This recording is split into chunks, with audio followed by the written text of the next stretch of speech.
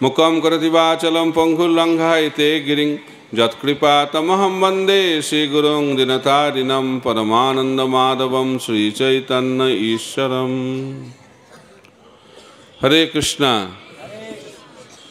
उच्च स्वरे बोलुन एक संगे, हरे कृष्णा हरे कृष्णा कृष्णा कृष्णा हरे हरे, हरे राम राम राम हरे हरे। तो समस्त भक्त के नवद्वीप मंडल परिक्रमा स्वागत जानाচ্ছি। तो कारा कारा प्रथमबार नवद्वीप मंडल परिक्रमा करছেন हाथ तुलবেন। प्रथमबार বেশিরভাগই তো প্রথমবার। খুব ভালো, ভালো লাগছে আপনাদের পরিক্রমা করতে? তো ভালো লাগছে মানে আবার সামনের বছর আসতে হবে। কারা কারা সামনের বার আবার আসতে চান? খুব ভালো।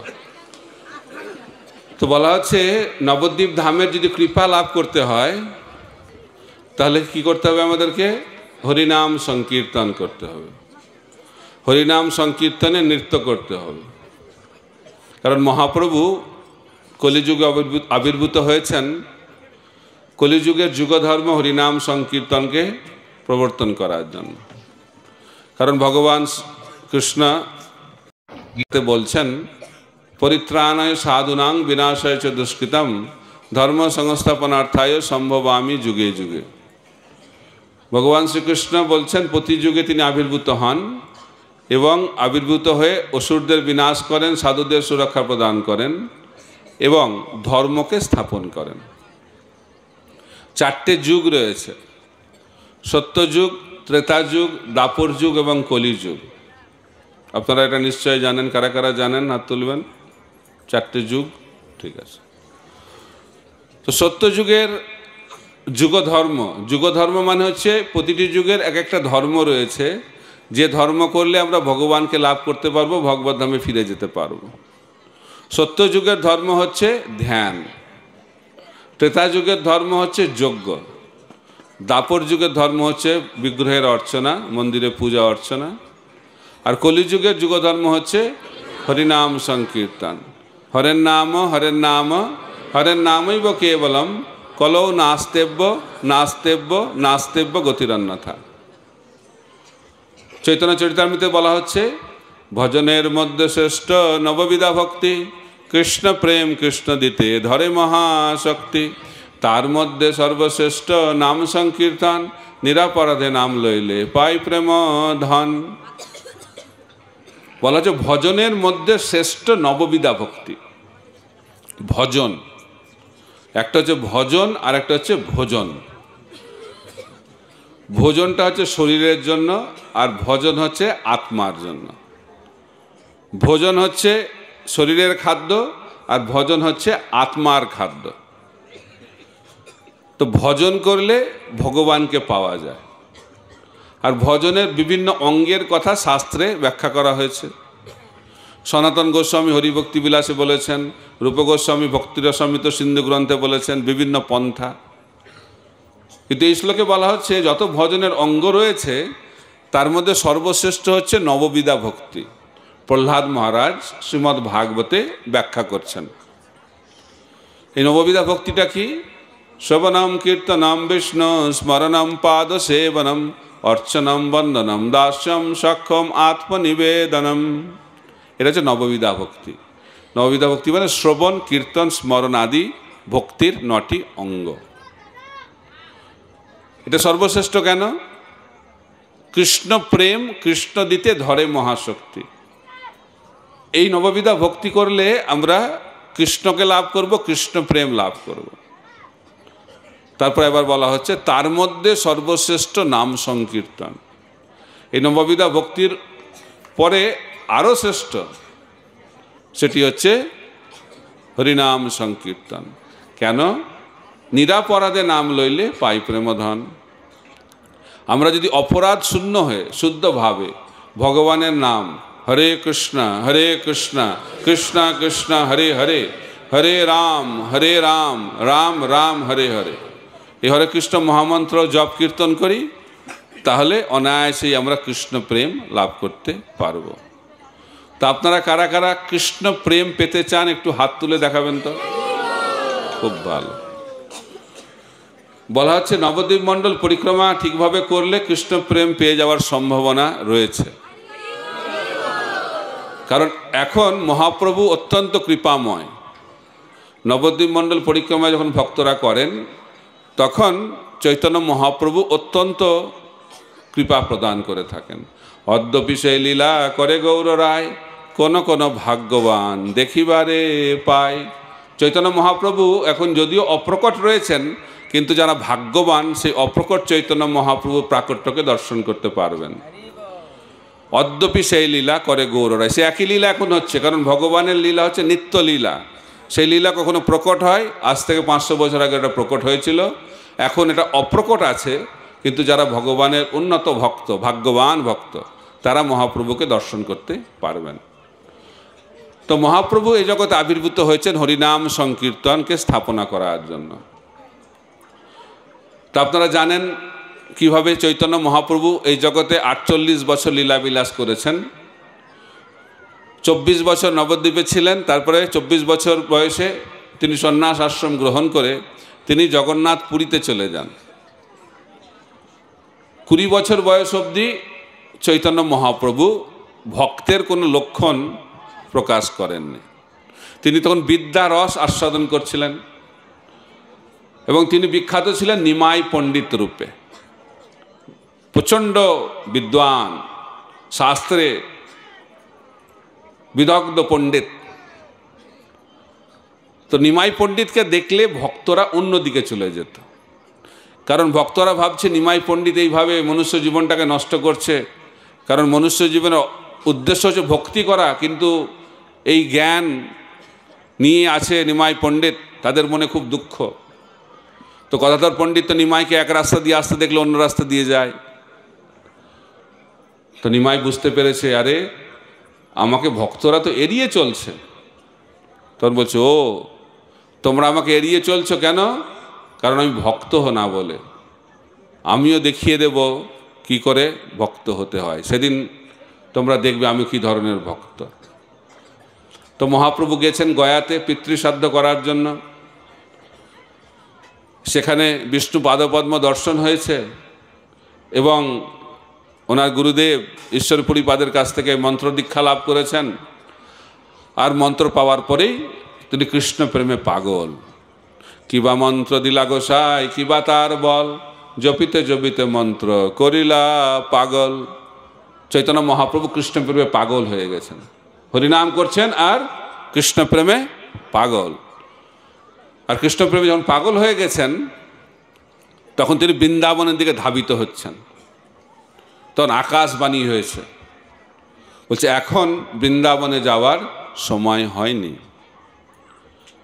আপনি এই জগতে আবির্ভূত হয়েছেন হরিনাম সংকীর্তনকে প্রবর্তন করার জন্য।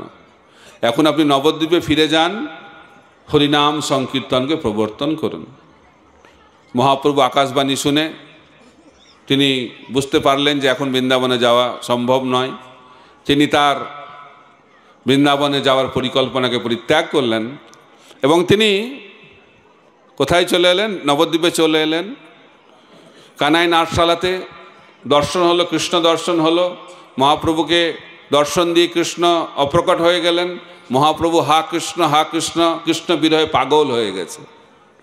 তো সেই ভাব নিয়ে মহাপ্রভু পৌঁছে গেছেন কোথায়? নবদ্বীপ ধামে। আর নবদ্বীপ ধামে যখন পৌঁছে গেছে সবাই দেখছে, আরে এ তো অন্য নিমাই, এখন নিমাই কৃষ্ণ ভক্ত হয়ে গেছে। ভক্তদের মধ্যে খুব আনন্দ যে নিমাই ভক্ত হয়ে গেছে। কিন্তু নিমাই যেহেতু কৃষ্ণ প্রেমে পাগল, তো যারা কৃষ্ণ প্রেম পেয়ে যায় তাদের আচরণটা একটু অন্য ধরনের হয়। কখনো হাসে, কখনো কাঁদে, কখনো দৌড়ায়, কখনো দাঁড়িয়ে যায়। নবদ্বীপবাসী যারা রয়েছেন তারা ভাবছে নিমাই পাগল হয়ে গেছে। সচিমাতাকে গিয়ে বলছে, তোমার ছেলে তো পাগল হয়ে গেছে, বারবার বলছে। তো সচিমাতাও ভাবছেন, মনে হয় আমার নিমাই পাগল হয়ে গেছে। ওষুধ দিচ্ছে, কোনো ওষুধ কাজ করছে না। তা এখন গদাধর পণ্ডিতকে দেখেছে, গদাধরকে বলছে, তুমি দেখো তো কি হয়েছে, কি রোগ। তখন গদাধর বলছে, এই রোগ তো খুব মারাত্মক রোগ, কিন্তু এই রোগটা আমিও চাই। এটা কৃষ্ণ প্রেমের রোগ হয়ে গেছে নিমায়ের। তো নিমাই বলছে, কৃষ্ণ কোথায়, কৃষ্ণ কোথায়, পাগলের মতো হয়ে গেছে। তখন গদাধর পণ্ডিত বলছেন যে কৃষ্ণ তো তোমার হৃদয়ে রয়েছে, কৃষ্ণ কৃষ্ণ করে পাগল হচ্ছ কেন? যখন গদাধর বলেছে, আরে কৃষ্ণ তোমার হৃদয়ে আছে, যখন শুনেছে নিমাই, তো সঙ্গে সঙ্গে তার বুকটাকে চিরছে, যে বুকের মধ্যে, হৃদয়ের মধ্যে ভগবান আছে, তাকে দর্শন করতে হবে। তখন গদাধর পণ্ডিত হচ্ছে, বাবা, একটা সমস্যার সমাধান করতে কিন্তু আরেকটা সমস্যা এসে গেল। তখন গদাধর বলছে, নিমাই, এখন কৃষ্ণ দূরে আছে, রাস্তায় আছে, কিছুক্ষণের মধ্যেই পৌঁছে যাবে। যখন এটা শুনেছে নিমাই বলছে, ঠিক আছে, শান্ত হয়ে গেছে নিমাই। আর এটা দেখছেন কে? সচিমাতা। সচিমাতা ভাবছে, বাহ, গদাধর তো খুব দক্ষ, আমি আমার ছেলেকে সামলাতে পারি না, কিন্তু গদাধর তো নিমাইকে খুব ভালো সামলাচ্ছে। তখন গদাধরকে সচিমাতা বলেছেন যে যেখানেই নিমাই থাকবে তুমি সব সময় নিমায়ের সঙ্গে থাকবে। এটা হচ্ছে গদাধরের সেবা। এই জন্য আপনারা দেখবেন, যখনই নিমাই পণ্ডিত যেখানে থাকতো সেখানে গদাধর পণ্ডিত থাকতেন। এখন তো নিমাই পণ্ডিত কৃষ্ণ ভক্তির প্রচার করছে নবদ্বীপে, কিন্তু যারা ব্রাহ্মণ পণ্ডিত তারা মহাপ্রভুর আচরণকে মেনে নিতে পারছেন না।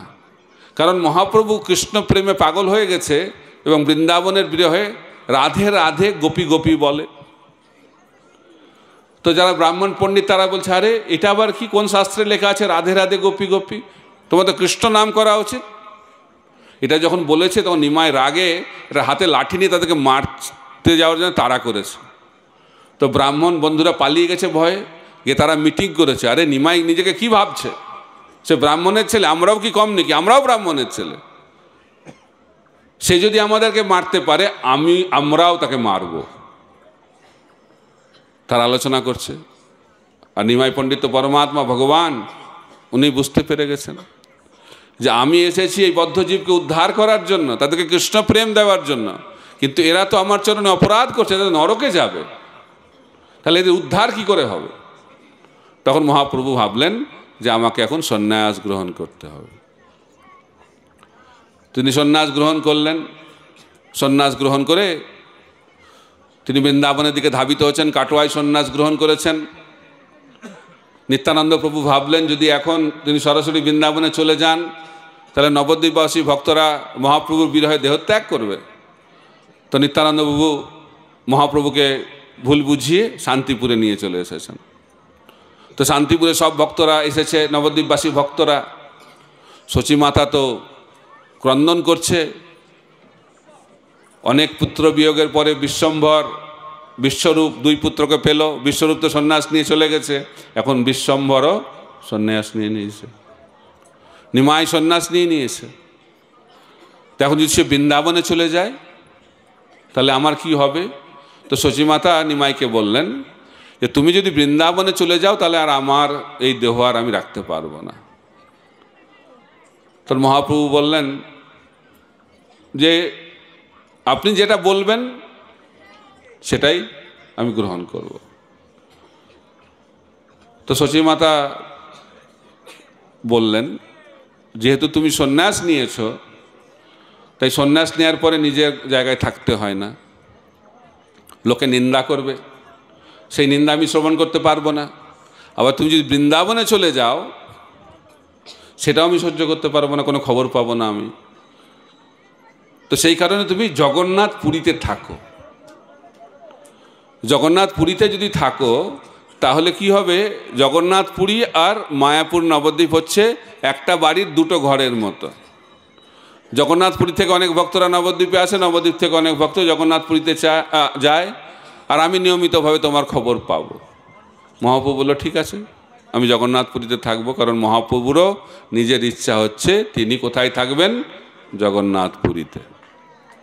তো জগন্নাথ পুরীতে থাকার পরে তিনি পৌঁছে গেলেন জগন্নাথপুরীতে এবং তিনি ভাবলেন এখন কৃষ্ণ ভক্তির প্রচার শুরু করতে হবে ব্যাপকভাবে।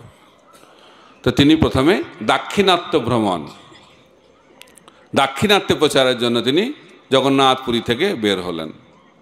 আলারনাথ হয়ে তিনি রাস্তায় হাঁটছেন দাক্ষিণাত্যের পথে।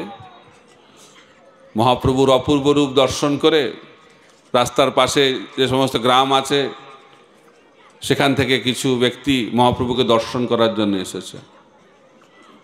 তো মহাপ্রভু তাদেরকে বলছেন, হরি বল, হরি বল, হরি বল। তো যখন মহাপ্রভু তাদেরকে অনুপ্রাণিত করছে হরি বল বলার জন্য, তারা হরি বল করছে। আর মহাপ্রভু এত খুশি হয়ে গেছে, তাদেরকে প্রেম আলিঙ্গন করেছে। আর যখন মহাপ্রভু তাদেরকে প্রেম আলিঙ্গন করেছে, সঙ্গে সঙ্গে তাদের কৃষ্ণ প্রেম হয়ে গেছে। কোনো মঙ্গল আরতি নেই, কোনো ষোলমালা জপ নেই, দীক্ষা নেই, নবদ্বীপ মণ্ডল পরিক্রমাও নেই। একবার মাত্র প্রেম আলিঙ্গন, সঙ্গে সঙ্গে কৃষ্ণ প্রেম। তা আপনারা কি চান মহাপ্রভুর এই প্রেম আলিঙ্গন পাওয়ার জন্য? তো সেটা পেতে গেলে এখন আরো শ্রবণ করতে হবে কি করে এটা পাওয়া যায়। এখন মহাপ্রভু যে কৃপাটা দিচ্ছেন অহৈতুকী কৃপা। তো তাদের মধ্যে তো কৃষ্ণ প্রেম হয়ে গেছে প্রেম আলিঙ্গনে। এখন তারা গ্রামে ফিরে গেছে। তো গ্রামবাসীরা ভাবছে এরা পাগল হয়ে গেল কি করে? যখন গিয়েছিল তখন তো নর্মাল ছিল, স্বাভাবিক ছিল, এখন ফিরে এসে অস্বাভাবিক আচরণ করছে, পাগল হয়ে গেল কি করে? চলো তো দেখে আসি কি হয়েছে। মজা দেখার জন্য লোক ভালো পাওয়া যায়। দেখবেন যখন সময় খারাপ থাকবে না তখন সবাই আসবে, আর সময় ভালো থাকলে আর কেউ আসবে না। এখানে বোঝা যাচ্ছে এই পৃথিবীতে মজা দেখার লোক কিছু বেশি। তো এই মজা দেখার জন্য এসে গেছে। তো যখন দেখতে এসেছে তখন এরা বলছে হরি বল, হরি বল, হরি বল। পুরো গ্রাম কৃষ্ণ প্রেম লাভ করে ফেলেছে, নামট্ট প্রচারের কোনো প্রয়োজন নেই। সঙ্গে সঙ্গে সবাই পুরো গ্রাম কৃষ্ণ ভক্ত হয়ে গেছে। তো পাশের গ্রামের লোকেরা ভাবছে এই গ্রামটার কি দশা হলো রে ভাই, চলো তো দেখে আসি, মজা দেখে আসি কি হচ্ছে ওখানে। তো কিছু ভক্ত, কিছু লোক গেছে ওখানে দেখতে। তারা যখন পৌঁছেছে গ্রামে, তাদেরকেও বলা হচ্ছে হরি বল, হরি বল, হরি বল। তারাও কৃষ্ণ প্রেম পেয়ে গেছে। ছোঁয়াচে রোগের মতো মহামারী লেগে গেছে মনে হচ্ছে, কৃষ্ণ প্রেমের মহামারী। তো তারা গ্রামে ফিরে এসেছে, দ্বিতীয় গ্রামে। তাদেরকে দেখার জন্য গ্রামবাসীরা এসে গেছে, তারাও কৃষ্ণ প্রেম পেয়েছে। এইভাবে কৃষ্ণদাস কবিরাজ গোস্বামী চৈতন্য চরিতামৃত গ্রন্থে লিখছেন, একটা গ্রাম থেকে আরেকটা গ্রাম, একটা শহর থেকে আরেকটা শহর, পুরো দক্ষিণ ভারত কৃষ্ণ প্রেমে পাগল হয়ে গেছে। কিভাবে সম্ভব হলো? মহাপ্রভুর প্রেম আলিঙ্গন। তো মহাপ্রভু তো প্রেম আলিঙ্গন দিয়ে প্রেম দিলেন। নিত্যানন্দ প্রভুকে প্রেম দিলেন জানেন? নিত্যানন্দ প্রভু পানিহাটিতে আছেন, প্রচুর ভক্ত, এত ভক্ত জায়গা নেই, ছোট জায়গা, হাজার হাজার লক্ষ লক্ষ ভক্ত। তারা তো জমিতে, ভূমিতে বসেছে, দাঁড়িয়েছে, যে যেরকম পাচ্ছে। তারপরে গাছে উঠে গেছে, সমস্ত গাছ ভর্তি হয়ে গেছে ভক্ততে, ডাল পালা পাতাতে তারপরে বসে পড়েছে সবাই। বিশ্বাস হয় এগুলো? ভগবান অচিন্ত শক্তি, নিত্যানন্দ প্রভুর কৃপাতে সব সম্ভব। গাছের পাতায় তারা বসে আছে হরিনাম সংকীর্তনে নিত্যানন্দ প্রভু। আর নিত্যানন্দ প্রভু কি করছে? তাকাচ্ছেন এইভাবে, প্রেম দৃষ্টি দিচ্ছে, আর ভক্তরা সব ভূমিতে পড়ে যাচ্ছে, মাটির উপরে পড়ে যাচ্ছে কৃষ্ণ প্রেমে। নিত্যানন্দ প্রভুর প্রেমের শক্তি। এইভাবে মহাপ্রভু দেখাচ্ছেন। মহাপ্রভু নিত্যানন্দ প্রভুকে বললেন যে আমি তো বাংলা ছেড়ে চলে এলাম, তো এখন তো বাংলায় প্রচার করার জন্য আর কেউ নেই, তুমি ছাড়া কেউ বাংলায় প্রচার করতে পারবে না। মহাপ্রভু বলছে তুমি ছাড়া বাংলায় আর কেউ প্রচার করতে পারবে না। তাই যদি বাংলায় প্রচার করতে হয় তাহলে নিত্যানন্দ প্রভুর আশ্রয় গ্রহণ করতে হবে, মহাপ্রভুর আশ্রয় গ্রহণ করলেও হবে না। তাই নিত্যানন্দ প্রভু হচ্ছেন অসীম কৃপাময়। এখন মহাপ্রভু তো বৃন্দাবন যাবেন। প্রথমবার গয়া থেকে যাওয়ার চেষ্টা করলেন, হলো না। দ্বিতীয়বার আবার যাচ্ছেন বৃন্দাবন, জগন্নাথপুরী থেকে বলছে আমি যাব না, আবার সন্ন্যাস নেওয়ার পরে বৃন্দাবন, সেটাও হলো না। তৃতীয়বার তিনি নিজেই যেতে চাইলেন না, তিনি চলে গেলেন রামকেলি গ্রামে, সেখানে গিয়ে রূপ সনাতনকে দীক্ষা দিলেন। চতুর্থবার মহাপ্রভুর বৃন্দাবন যাওয়ার ইচ্ছা বাস্তবে রূপায়িত হলো, সফল হলো। তো কোথা দিয়ে যাচ্ছেন মহাপ্রভু? ঝাড়খণ্ডের জঙ্গল দিয়ে যাচ্ছেন, ঝাড়খণ্ডের জঙ্গল দিয়ে। তার সঙ্গে আছেন ওনার সেবক ব্রাহ্মণ বলভদ্র ভট্টাচার্য। সে ভাবছে যে মহা বিপদে পড়লাম তো, জঙ্গলের মধ্যে দিয়ে, জঙ্গলে বাঘ আছে, অন্যান্য সব ভয়ঙ্কর পশু রয়েছে, এখন কি হবে? তো মহাপ্রভু হাঁটছেন, হাঁটতে হাঁটতে মহাপ্রভুর তার শ্রীচরণটা লেগে গেছে একটা ঘুমন্ত বাঘের শরীরে। বুঝতে পারছেন? বাঘ ঘুমিয়ে আছে, আর যদি ঘুমন্ত বাঘ জেগে উঠে কি হবে? বলভদ্র ভট্টাচার্য ভাবছে এই তো মনে হচ্ছে গেলাম, আর মনে হয় বেঁচে থাকা যাবে না। তো বাঘটা উঠেছে, মহাপ্রভু বাঘকে বলছে হরি বল, হরি বল, হরি বল। বাঘও কৃষ্ণ প্রেম পেয়ে গেছে, কৃষ্ণ প্রেমে বাঘ নৃত্য করছে। কেমন লাগবে দেখতে? দারুণ লাগছে না? শুনেই এত ভালো লাগছে, দেখতে পেলে তো আরো ভালো লাগতো। তো প্রভুপাদ বলছেন যে মহাপ্রভু ঝাড়খণ্ডের জঙ্গলে পশুদেরকে কৃষ্ণ প্রেমে নৃত্য করালেন। যারা মহাপ্রভুর অনুগামী ভক্ত তাদেরকে অন্ততপক্ষে মনুষ্য সমাজে এই নৃত্য করানো উচিত। প্রত্যেকটা মানুষ যাতে এই কৃষ্ণ প্রেমে হরিনাম সংকীর্তনে নৃত্য করে এবং মহাপ্রভুর কৃপা লাভ করে তারা মহাপ্রভুর কৃপা লাভের যে চরম উদ্দেশ্য কৃষ্ণ প্রেম লাভ করে ভগবত ধামে ফিরে যেতে পারে, এটা হচ্ছে মহাপ্রভুর ইচ্ছা। তারপরে মহাপ্রভু একটা বড় জলাশয় সেই জঙ্গলে, সেখানে গায়ত্রী করেছেন। তারপরে অনেক হাতি এসে গেছে, হাতি, কিছু কিছু পাগলা হাতিও আছে। তো মহাপ্রভু জলটা এইভাবে হাতিদের গায়ে লেগে গেছে। তো বলভদ্র ভট্টাচার্য ভাবছে বাঘের হাত থেকে তো বাঁচলাম, এখন হাতির থেকে কি করে বাঁচব?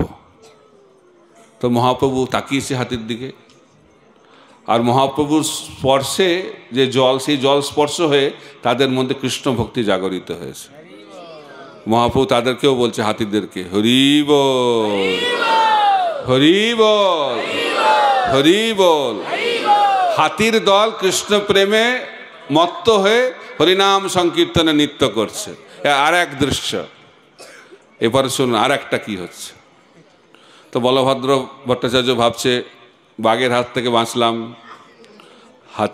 হাতির কপর কি বলে হাতির হাত থেকেও বাঁচলাম। এখন তো জঙ্গলের মধ্যে এখনো চলছে মহাপ্রভু। তো দেখছে কিছু হরিণ মহাপ্রভুর সঙ্গে সঙ্গে যাচ্ছে। হরিণটাও ঠিক আছে, অত ভয় নেই। তা কিছুক্ষণ পরে দেখছে একটা বাঘের দল। আগে ছিল একটা বাঘ, এখন একটা বাঘের দল। একদিকে হরিণের দল আর একদিকে বাঘের দল।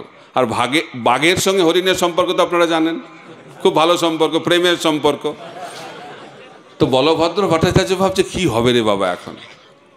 তো মহাপ্রভু হরিণের দলকে বলছে হরি বল, হরি বল, হরি বল। তো হরিণের যে দল সবাই কৃষ্ণ প্রেমে নৃত্য করছে একদিকে, আর আরেকদিকে বাঘের দল, তাদেরকেও মহাপ্রভু অনুপ্রাণিত করছেন হরিনাম করার জন্য, এবং তারাও কৃষ্ণ প্রেমে নৃত্য করছে। একদিকে হরিণের দল, একদিকে বাঘের দল। কেমন সুন্দর না দৃশ্যটা? এটা ভিডিও দেখালে ভালো হয় এরকম। এখন সেখানেই শেষ হয়নি, বলভদ্র ভট্টাচার্য অবাক হয়ে দেখছে কি চলছে।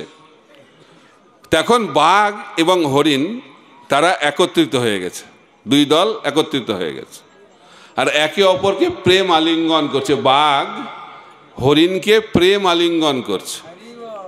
খালি প্রেম আলিঙ্গন নয়, কৃষ্ণদাস কবিরাজ গোস্বামী বলছেন কৃষ্ণ প্রেমে চুম্বন করছে। বাঘ হরিণকে চুমু খাচ্ছে। দেখেছেন কখনো এরকম? প্রভুপাদ বলছেন তারা তাদের দেহাত্ম বুদ্ধি থেকে পূর্ণরূপে মুক্ত হয়ে তাদের স্বরূপ সিদ্ধি লাভ করে তারা এই কৃষ্ণ প্রেমে পাগল হয়ে গেছে। এটা হচ্ছে হরিনাম সংকীর্তনের প্রভাব। এই শিক্ষা দেওয়ার জন্য চৈতন্য মহাপ্রভু আবির্ভূত হয়েছেন। নারায়ণী শ্রীবাস ঠাকুরের ভাইজি, 4 বছরের মেয়ে। তো নারায়ণী আছে শ্রীবাস অঙ্গনে। মহাপ্রভু বলছে আমি হরিনাম দিয়ে সমস্ত পৃথিবীকে কৃষ্ণপ্রেমে পাগল করে দেব। নারায়ণী তুমি বলো হরে কৃষ্ণ কৃষ্ণ কৃষ্ণ হরে হরে, হরে রাম রাম রাম হরে হরে। আর নারায়ণী যে বলছে সঙ্গে সঙ্গে কৃষ্ণ প্রেমে পাগল হয়ে গিয়ে ভূমিতে পতিত হয়ে গেছে। এই হচ্ছে প্রভাব। তখন মহাপ্রভু বৃন্দাবন থেকে ফিরছেন, বারাণসীতে প্রচুর ভক্তর সঙ্গে নৃত্য করছেন, হাজার হাজার লক্ষ লক্ষ ভক্ত।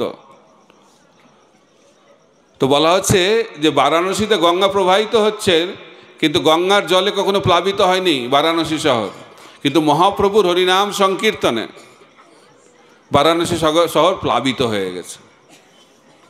মহাপ্রভু নৃত্য করছেন, কীর্তন করছেন, তো সেখানে বারাণসীতে অনেক মায়াবাদী সন্ন্যাসী রয়েছেন, হাজার হাজার মায়াবাদী সন্ন্যাসী, এবং তাদের নেতা হচ্ছেন প্রকাশানন্দ সরস্বতী। প্রকাশানন্দ সরস্বতী তিনি তার পার্ষদ সন্ন্যাসীদের সঙ্গে আলোচনা করছেন, এ কী ধরনের আচরণ, শ্রীকৃষ্ণ চৈতন্যের এ কী আচরণ, ও তো আমাদের সম্প্রদায় থেকে সন্ন্যাস নিয়েছে, ভারতী সম্প্রদায় থেকে, কেশব ভারতী মহারাজের কাছ থেকে সন্ন্যাস নিয়েছে। সন্ন্যাসের উদ্দেশ্য হচ্ছে বেদান্ত অধ্যয়ন করা, শাস্ত্র অধ্যয়ন করা, কিন্তু শাস্ত্র তো অধ্যয়ন করেই না, আর ভাবুকের মতো রাস্তায় রাস্তায় হাজার হাজার মানুষকে নিয়ে নৃত্য কীর্তন করছে। এটা কি ধরনের সন্ন্যাসীর আচরণ, নিন্দা করছে। সেই নিন্দা শুনে মহাপ্রভুর যারা প্রিয় ভক্ত তারা খুব দুঃখিত হয়েছেন। যদি আমরা কাউকে ভালোবাসি তাহলে তার নিন্দা শ্রবণ করা, সহ্য করা উচিত নয়। এটা হচ্ছে ভালোবাসার লক্ষণ। আমি যদি কাউকে ভালোবাসি তাহলে তার নিন্দা কখনো আমরা শুনব না। তো সেই কারণে যারা কৃষ্ণকে ভালোবাসতে চান তাহলে কৃষ্ণ ভক্তের নিন্দা অবশ্যই করা উচিত নয়, কারণ কৃষ্ণ ভক্তের নিন্দা করলে কৃষ্ণ তার দিকে তাকাবেই না, অন্য কিছু করা তো দূরের কথা। তো মহাপ্রভুর কাছে গিয়ে মহাপ্রভুর পার্শ্বদ ভক্তরা বলছেন আপনাকে এরকম নিন্দা করছেন, আমরা এটা সহ্য করতে পারছি না, এই জন্য আপনার সঙ্গে প্রকাশানন্দ সরস্বতীর একটা আমরা সাক্ষাৎকারের ব্যবস্থা করেছি, আপনি তাদের সঙ্গে মিলিত হন। বলছে ঠিক আছে। তো মহাপ্রভু মিলিত হচ্ছেন, গিয়ে প্রকাশানন্দ সরস্বতীর কাছে পৌঁছেছেন, হাজার হাজার সন্ন্যাসী সব সুন্দরভাবে বসে আছে উচ্চ আসনে। তো মহাপ্রভু গিয়ে কোথায় বসেছেন, যেখানে সন্ন্যাসীরা তাদের চরণ ধৌত করেছেন, যাদের চরণ পাদুকা রেখেছেন, সেখানে গিয়ে বসে আছেন। সেটা দেখেই প্রকাশানন্দ সরস্বতীর হৃদয় বিগলিত হয়ে গেছে। এরকম দৈন্যতা। তো প্রচারক হতে গেলে দৈন্য হতে হবে। ভালো ভক্তের লক্ষণ হচ্ছে দৈন্যতা। মহাপ্রভু স্বয়ং ভগবান সন্ন্যাসী, তিনি তার আচরণের মাধ্যম দিয়ে দেখাচ্ছেন দৈন্যতার কত শক্তি। অহংকারের কোনো শক্তি নেই, অহংকার হচ্ছে দুর্বলতা, দৈন্যতা হচ্ছে আসল শক্তি। তো তিনি ওখানে বসে আছেন, প্রকাশানন্দ সরস্বতী তাকে তার পাশে বসিয়েছেন। পাশে বসিয়ে একই জিনিস বলছেন, আরে আপনি তো আমাদের ভারতী সম্প্রদায়ের সন্ন্যাসী, আপনি তো আমাদের সঙ্গে মিলিতই হন না, বেদান্ত অধ্যয়ন করেন না, ভাবুকের মতো রাস্তায় রাস্তায় নিত্য কীর্তন করেন, এটা কি ধরনের সন্ন্যাসীর আচরণ? মহাপ্রভু অত্যন্ত বিনম্রভাবে বলছেন, আমি কি করব, এতে আমার কি দোষ আছে? আমার গুরু মহারাজ আমাকে বলেছেন আমার বেদান্ত অধ্যয়নের কোনো যোগ্যতা নেই, কোনো অধিকার নেই, কারণ আমি হচ্ছি মূর্খ। তা আমি মূর্খ বলে আমাকে বেদান্ত অধ্যয়নের অধিকার আমার গুরুদেব দেননি, কিন্তু আমাকে একটা মন্ত্র দিয়েছেন। কিবা মন্ত্র দিলা গোসাই, কিবা তার বল, জপিতে জপিতে মন্ত্র করিলা পাগল। এই মন্ত্র যখন আমি জপ করি, কীর্তন করি, আমি বুঝতেই পারি না আমি কোথায় চলে গেছি, আমি পাগল হয়ে যাই। আর পাগল কি করছে সে বুঝতে পারবে কি? এইভাবে মহাপ্রভু দৈন্যতা সহকারে বলছেন প্রকাশানন্দ সরস্বতী ঠাকুরকে। তো সেটা শুনে প্রকাশানন্দ সরস্বতী অবাক হয়ে গেছেন, তার হৃদয় পবিত্র হয়ে গেছে, হৃদয় বদলে গেছে। তারপরে মহাপ্রভু তাদেরকে বেদান্ত দর্শন সুন্দরভাবে ব্যাখ্যা করছেন। অবাক হয়ে তারা শুনছেন যে কীভাবে বেদান্ত দর্শন মহাপ্রভু ব্যাখ্যা করছেন। তাই বলা হচ্ছে যিনি কৃষ্ণকে জানেন তার শাস্ত্র তার হৃদয়ে প্রকটিত হয়, দিব্য জ্ঞান হৃদয়ে প্রকাশিত। তো সেই কারণে বই পড়ে শাস্ত্র বোঝা খুব কঠিন। সেই ঈশ্বর তত্ত্ব বুঝিবারে পারে, ঈশ্বরের কৃপালে হয়েছে যাহারে। ঈশ্বরের কৃপা লাভ করলেই আমরা ভগবানকে জানতে পারবো, ঈশ্বরের কৃপা হলেই আমরা শাস্ত্র বুঝতে পারবো। নিজের বুদ্ধি দিয়ে নিজের জ্ঞান দিয়ে ভগবানকে বুঝে যাব, এটা সম্ভব নয়। ব্রহ্মা তিনি হাজার হাজার বছর তপস্যা করার পরে তিনি বললেন আমি এই সিদ্ধান্তে এসেছি, আমি এই উপলব্ধি করেছি যে আমার পক্ষে ভগবানকে বোঝা সম্ভব নয়। তো সেই ব্যক্তি ভগবানকে বুঝতে পারবেন যিনি এটা উপলব্ধি করেছেন, তাকে তার ভগবানকে বোঝা সম্ভব নয়। এটা হচ্ছে যোগ্যতা। দৈন্যতাই হচ্ছে ভগবানকে জানার পন্থা, আর দৈন্যতা হলেই আমরা ভগবানের কৃপা লাভ করতে পারবো। এই জন্য মহাপ্রভু বলছেন তৃণাদপি সুনীচে ন তরোরপি সহিষ্ণুনা অমানি না মান দে ন কীর্তনীয় সদা হরি। যদি ভগবানের নাম আমরা শুদ্ধভাবে করতে চাই, এই চারটি গুণ লাগবে। তৃণাদপি সুনীচে না, আমাদেরকে দৈন্যতা এই গুণ অর্জন করতে হবে, এবং সহিষ্ণুতা, এই দুটো হচ্ছে মুখ্য গুণ। তারপরে হচ্ছে অমানিনা, নিজের মান আশা করা চলবে না, মানও দে না, অন্যকে মান দেওয়ার জন্য সবসময় প্রস্তুত থাকতে হবে। কিন্তু আমাদের সমস্যাটা কি হচ্ছে, আমরা এই চারটে গুণের উল্টো জিনিস আমরা করছি। দৈন্যতার পরিবর্তে আমাদের কি আছে, অহংকার, অসহিষ্ণু, আমরা একটুতেই ঝগড়া, সহ্য করার ক্ষমতা নেই, সহ্য করার একদম ক্ষমতা নেই, ঠিক না? কলিযুগের আরেকটা লক্ষণ হচ্ছে কলহ, ঝগড়া, কথায় কথায় ঝগড়া। আপনারা যদি কলিযুগকে দেখতে যান, লোকাল ট্রেনে যারা যান তারা ভালো বুঝতে পারবেন। পরের স্টেশনে নামবে কিন্তু সিট নিয়ে ঝগড়া, খালি ঝগড়া না, হাতাহাতিও হয়ে যাচ্ছে, পরের স্টেশনেই নামবে। আর বাড়ি নিয়ে তো আর দরকার নেই বলার, বাড়ির জায়গা নিয়ে তো একদম যুদ্ধ লেগে যাচ্ছে, এটা আমার বাড়ি, এটা আমার জায়গা, এই নিয়ে ঝগড়া, যুদ্ধ। এটা যে কলিযুগের লক্ষণ। স্বামী স্ত্রীতে ঝগড়া হয়, প্রভুপাদ বলছেন যে স্বামী স্ত্রী একসঙ্গে থাকবে আর ঝগড়া হবে না, এটা কোনো সম্ভব নয়। আর যদি ঝগড়া না হয় তাহলে বুঝতে হবে কোনো গণ্ডগোল আছে, ডুবে ডুবে মনে হয় জল খাচ্ছে দুজনেই, এজন্য কোনো ঝগড়া নেই, সব সময় খুব সুন্দর চলছে। তাই স্বামী স্ত্রী মানে ঝগড়া হবেই। দুটো বাসনকে যদি একসঙ্গে রাখা হয় যেমন আওয়াজ হয়, দুইজনকে একসঙ্গে রাখলে আওয়াজ হবে না? অবশ্যই হবে। কিন্তু বৈদিক সংস্কৃতিতে সেই আওয়াজটা ঘরের চার দেওয়ালের মধ্যে সীমাবদ্ধ থাকে, ঝগড়াটা বাইরে যায় না।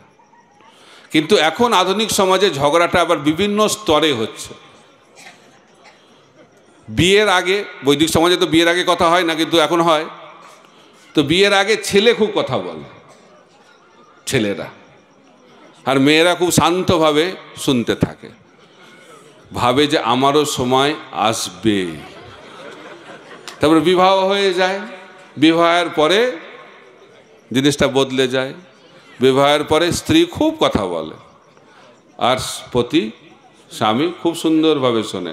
না শুনলে বিপদ আছে, অশান্তি লাগবে, হাজি হাজি করতেই হবে, নাহলে অশান্তি। আর কতদিন আর হাজি হাজি করবে? তারপরে কয়েক বছর পরে দুজনেই বলে, আর কে শোনে তখন?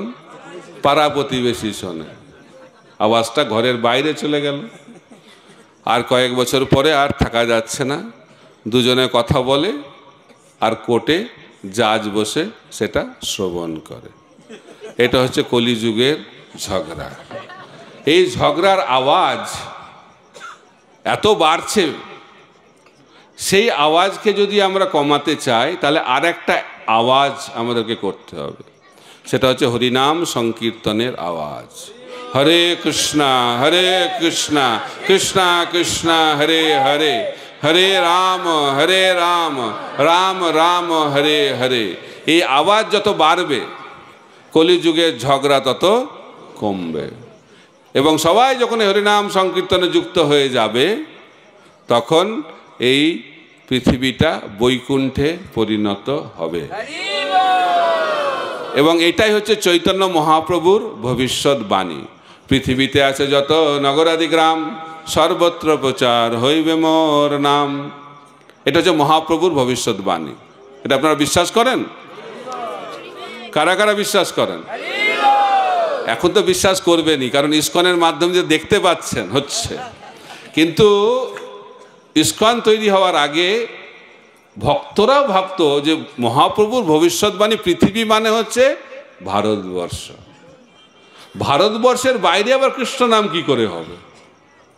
কিন্তু অভয় চরণারবিন্দ ভক্তিবেদান্ত স্বামী শিল প্রভুপাদ তিনি বলতেন পৃথিবী মানে পৃথিবী। মহাপ্রভু বলেছেন এটা হবেই, কারণ তিনি হচ্ছেন মহাপ্রভুর সেনাপতি ভক্ত, এবং তিনি প্রমাণ করে দিলেন যে মহাপ্রভুর ভবিষ্যৎবাণী সত্য। তো 1966 সালে তিনি আন্তর্জাতিক কৃষ্ণ ভবনামিত সংঘ তৈরি করলেন, ইসকন তৈরি করলেন। মাত্র 11 বছরের মধ্যে 108টি মন্দির তৈরি করলেন। পৃথিবীর প্রত্যেকটি মহাদেশে মুখ্য মুখ্য শহরে নগরে তিনি মন্দির স্থাপনা করলেন, হরিনাম সংকীর্তন শুরু করলেন, রথযাত্রা উৎসব উদযাপিত করলেন। এইভাবে তিনি কৃষ্ণ ভাবনামৃতের একটা আন্দোলন, বিপ্লব নিয়ে এলেন,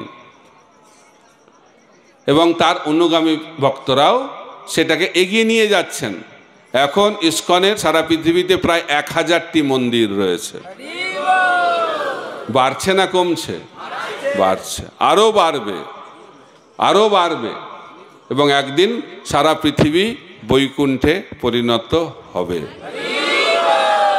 এখন আমরা কি করছি সেটা হচ্ছে দেখার। মহাপ্রভু চেয়েছিলেন প্রত্যেকটা মানুষকে কৃষ্ণ প্রেমের প্লাবনে কি করবেন? ভাসিয়ে দিয়ে যাবে। কিন্তু আমরা যদি সেটা গ্রহণ না করি সেটা হচ্ছে আমাদের দুর্ভাগ্য। তা আমরা আমাদের জীবনের সৌভাগ্য যদি গড়ে তুলতে চাই তাহলে আমাদেরকে মহাপ্রভুর প্রবর্তিত হরিনাম সংকীর্তনে যুক্ত হতে হবে। এটা হচ্ছে মহাপ্রভুর একটি লীলা, সংকীর্তন লীলা। মহাপ্রভু লীলা করে অপ্রকট হয়ে গেছেন মনে হচ্ছে, কিন্তু মহাপ্রভু এখনো রয়েছেন। যারা এই মহাপ্রভুর সঙ্গে এই লীলায় অংশগ্রহণ করতে চান তাদেরকে কি করতে হবে? এই হরিনাম সংকীর্তনে নৃত্য করতে হবে। তাই বলা হচ্ছে মহাপ্রভু হচ্ছেন ড্যান্সিং গড, যিনি সবসময় নৃত্য করেন। কেন করেন? কারণ নৃত্য করলে ঘুমানোর সম্ভাবনাটা থাকে না।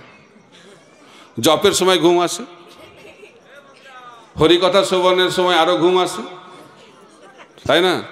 আর সকালবেলাটা আরো বেশি ঘুম আসে। তা আমি তো দেখেছি অনেক ভক্ত দাঁড়িয়ে দাঁড়িয়েও ঘুমায়, শুয়ে ঘুমায়, ওটা তো স্বাভাবিক। জপের সময় বসে বসে ঘুমায়, হরিকথার সময়। মায়াপুরে কিছু ভক্ত আছে মঙ্গল আরতিতে দাঁড়িয়ে দাঁড়িয়ে ঘুমায়, বিশেষ ক্ষমতা সম্পন্ন। কিন্তু নাচতে নাচতে কেউ ঘুমাতে পারবে না। অনেকে হেঁটে হেঁটে ঘুমায় বলছে, হেঁটে হেঁটে ঘুমায়, কিন্তু নাচতে নাচতে ঘুমায় না মনে হয় কেউ। এই জন্য মহাপ্রভু কি পন্থা দিলেন? হরিনাম সংকীর্তনে নৃত্য করতে হবে। জপ যুগধর্ম নয়, একটা হচ্ছে জপ, কীর্তন, সংকীর্তন। কলিযুগের ধর্ম হয় নাম সংকীর্তন, একসঙ্গে থাকতে হবে। কলিযুগে যদি আমরা কৃষ্ণপ্রেম পেতে চাই, মহাপ্রভুর দর্শন পেতে চাই, নিত্যানন্দ প্রভুর কৃপা পেতে চাই, তাহলে একসঙ্গে থাকতে হবে। আর কে একসঙ্গে থাকতে পারবে? সেটা ভক্তিচন্দ্র সরস্বতী প্রভুপাদ বলছেন, যে সহে সে রহে। এটা যে সব থেকে বড় তপস্যা। অন্যান্য যুগে হিমালয়ে যাওয়া, জঙ্গলে যাওয়া, জলের তলায় যাওয়া, তার থেকেও বেশি কঠিন হচ্ছে একসঙ্গে থাকা। আর ভক্ত সঙ্গে থাকা তো আরো কঠিন। প্রথম প্রথম খুব ভালো লাগে, খুব ভালো লাগে। যারা মায়াপুরে আসে প্রথম প্রথম খুব ভালো লাগে, আর ব্রহ্মচারীদেরকে দেখে বলে আপনাদেরকে চেনা যায় না, সবাইকে একই রকম লাগে, যেন আপনারা অন্য লোক থেকে এসে গেছেন। তারপরে কয়েক বছর পরে সব জেনে যায় কোন লোক থেকে কে এসেছে। তখন আর গুণ দর্শন হয় না, তখন সব দোষ দর্শন হয়, তখন লিস্ট তৈরি হয়, এই ভক্তের এই দোষ, এই ভক্তের এই দোষ, এই ভক্তের এই দোষ, ব্যাস ভক্তি জীবনটা বিনাশ প্রাপ্ত হবে। এইটাই হচ্ছে কলির একটা খেলা। অনেকে বলে হ্যাঁ ভক্তের কি দোষ নাই? অবশ্যই দোষ আছে, কিন্তু ভগবান ভক্তকে কিভাবে দর্শন করছেন আর ভগবান কি চাইছেন আমরা কিভাবে ভক্তকে দর্শন করব। 5 ধরনের মানুষ রয়েছে। পঞ্চম স্তরে যারা রয়েছে খালি অন্যের দোষ দেখে, দোষ ছাড়া আর কিচ্ছু দর্শন হয় না, চারিদিকে খালি দোষ আর দোষ। যেমন পরমাত্মা সর্বব্যাপ্ত, তাদের কাছে দোষ হচ্ছে সর্বব্যাপ্ত, সবার মধ্যে দোষ। এটা হচ্ছে পঞ্চম স্তরের মানুষ। চতুর্থ স্তরের মানুষ যারা দোষ এবং গুণ দুটোই দর্শন করে, কিন্তু আলোচনাটা করে কার? দোষের, দেখলেও দেখতে পায় না। তৃতীয় স্তরে দোষ গুণ একইভাবে আলোচনা করে, একইভাবে দর্শন করে, তৃতীয় স্তর। দ্বিতীয় স্তরে দোষ গুণ দুটোই দর্শন করেন, কিন্তু আলোচনা করে গুণের। এটা হচ্ছে ভক্ত সঙ্গ। তারপরে সর্বশ্রেষ্ঠ স্তর পরমহংস স্তর, যে স্তরে গেলে আর অন্যের দোষ দর্শন হবে না। আমাদেরকে সেই স্তরে যেতে হবে একদিন। ছিল প্রভুপাদ সবার মধ্যে গুণ দর্শন করতেন, 1000টা দোষ কিন্তু একটা গুণ, সেটাই ভগবানের সেবায় লাগাতেন। এটা হচ্ছে পরমহংস স্তর।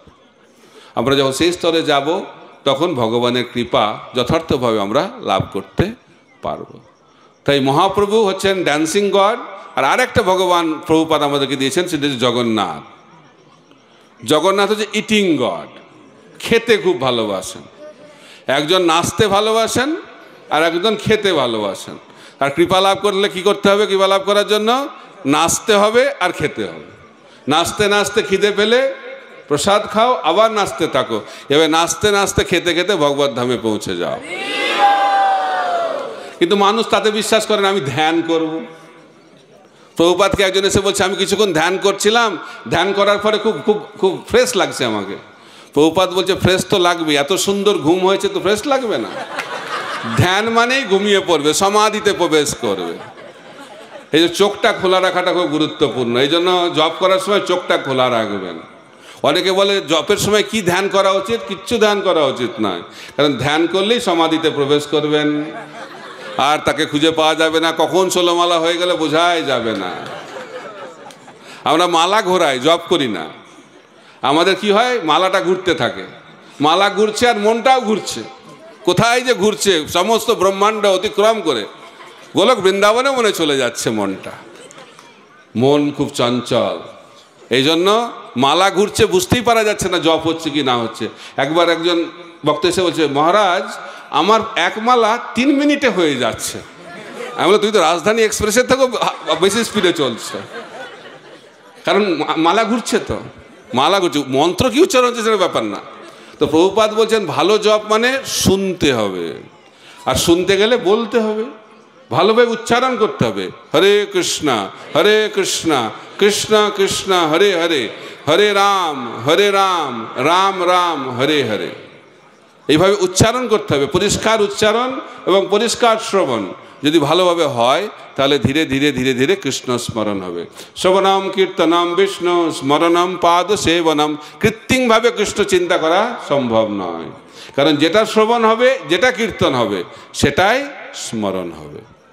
তাই সেই কারণে যদি আমরা কৃষ্ণ স্মরণ করতে চাই তাহলে আমাদেরকে ভগবানের নাম ঠিকভাবে জপ করতে হবে এবং সেটাকে ঠিকভাবে শ্রবণ করতে হবে, এবং সেটি হচ্ছে কলিযুগের যুগ ধর্ম। এবং সেটাকে শেখানোর জন্যই চৈতন্য মহাপ্রভু এই জগতে আবির্ভূত হয়েছেন। আরো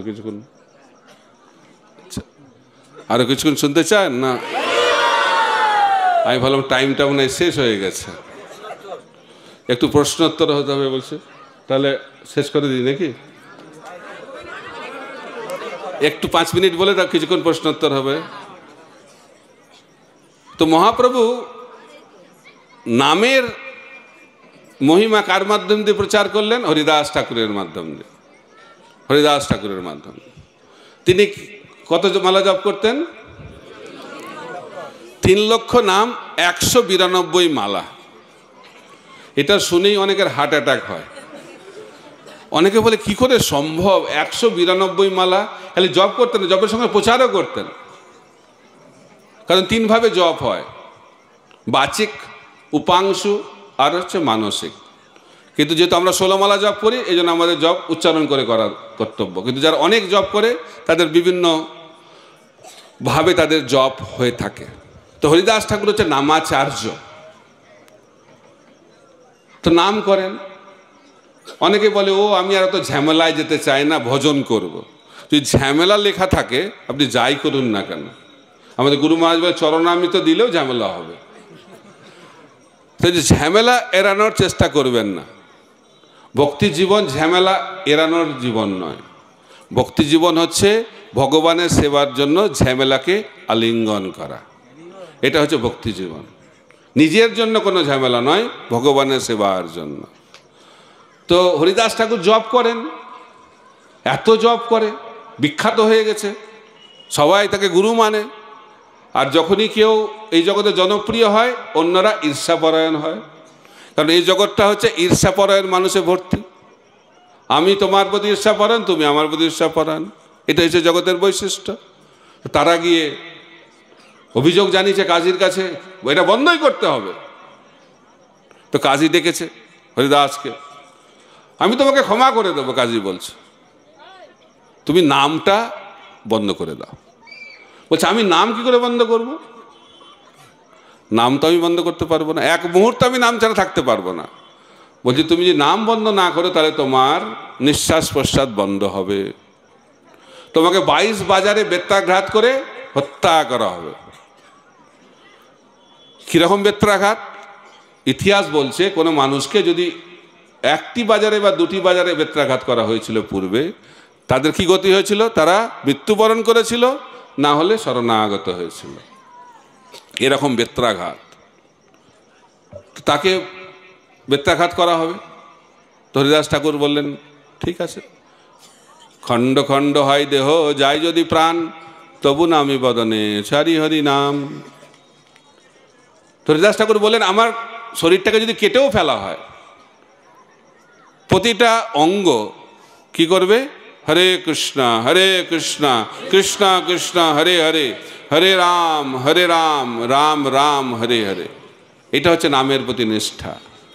এই ধরনের নিষ্ঠা যাদের মধ্যে রয়েছে তারাই মহাপ্রভুর কৃপা লাভ করতে পারবে। নামে অসীম বিশ্বাস, অবশ্য রক্ষিবে কৃষ্ণ বিশ্বাস ও পালন। তাই মহাপ্রভু হরিদাস ঠাকুরকে নিজে রক্ষা করলেন, নিজে গিয়ে তিনি রক্ষা করেছেন। সুদর্শন চক্র ফিরে এসেছে, কিন্তু মহাপ্রভু স্বয়ং গিয়ে হরিদাস ঠাকুরকে রক্ষা করলেন। এবং তিনি ভবিষ্যতে শিবাসঙ্গনে হরিদাস ঠাকুরকে সেটি ব্যক্ত করলেন। তার মাধ্যম দিয়ে মহাপ্রভু আমাদেরকে শিক্ষা দিলেন, যদি আমরা নামের আশ্রয় গ্রহণ করি তাহলে এই জগতের কোনো ভয় আমাদেরকে প্রভাবিত করতে পারবে না। এই জগতে আমরা সবাই ভয়ে ভীত, কি হবে কি হবে কি হবে, একটা জিনিসই হবে, জাতস্যহি ধ্রুব মৃত্যুর ধ্রুবং জন্ম মৃতস্য।